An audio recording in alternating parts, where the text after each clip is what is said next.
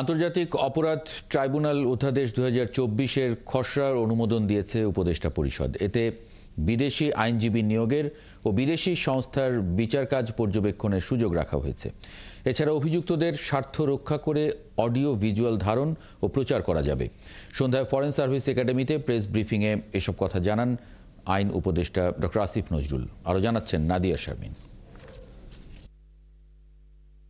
বুধবার প্রথমবারের মতো সচিবালয়ে প্রধান উপদেষ্টা ডক্টর মোহাম্মদ ইউনূসের সভাপতিত্বে উপদেষ্টা পরিষদের বৈঠক অনুষ্ঠিত হয়।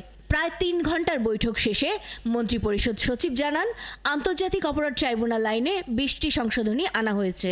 বাংলাদেশি কেউ অন্য দেশে বা বিদেশি কেউ মানবতা বিরোধী অপরাধ করলেও বিচার করার সুযোগ রাখা হয়েছে। সন্ধ্যায় প্রেস ব্রিফিংয়ে আইন উপদেষ্টা জানান, এই অধ্যাদেশে 3 ধরনের বাহিনীকে বিচারের আওতায় আনা, বিদেশি আইনজীবী নিয়োগ ও বিদেশি সংস্থার বিচার কাজ পর্যবেক্ষণের সুযোগ রাখা হয়েছে।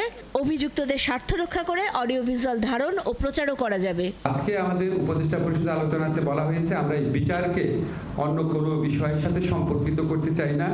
এই রাজনৈতিক দল বা কোনো সংগঠনকে নিষিদ্ধ করার প্রশ্ন আসলে এই আইনকে অযথাই প্রশ্নবিদ্ধ করার সুযোগ সৃষ্টি হবে।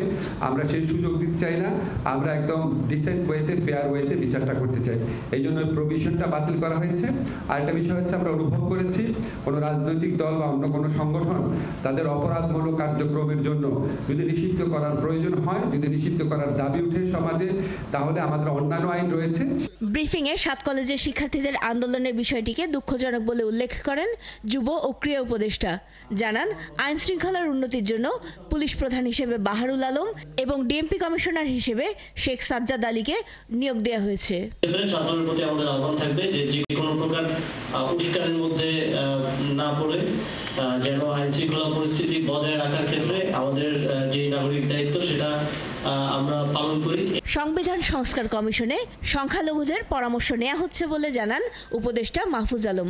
যে উস্কানি অথবা এক ধরনের যে নেগেটিভ এনার্জি আছে ওগুলো না করে বরং আপনারা সরকারের সাথে প্রপার চ্যানেলে আসেন, কথা বলেন এবং সরকার আপনাদেরকে শুনতে ইচ্ছুক এবং আপনারা সমাধানের দিকে এগিয়ে যান। মালয়েশিয়া ও মধ্যপ্রাচ্য সহ বিভিন্ন দেশে ভিসা সংকট সমাধান ও আরব আমিরাতে আন্দোলনের সময় আটক বাকিদেরও ছাড়ার বিষয়ে কাজ চলছে বলে জানান আইন উপদেষ্টা। এছাড়া প্রবাসীদের পাসপোর্ট 10 ডিসেম্বরের মধ্যে বিতরণ করা হবে বলেও জানান তিনি। নাদিয়া শারমিন, 71, ঢাকা।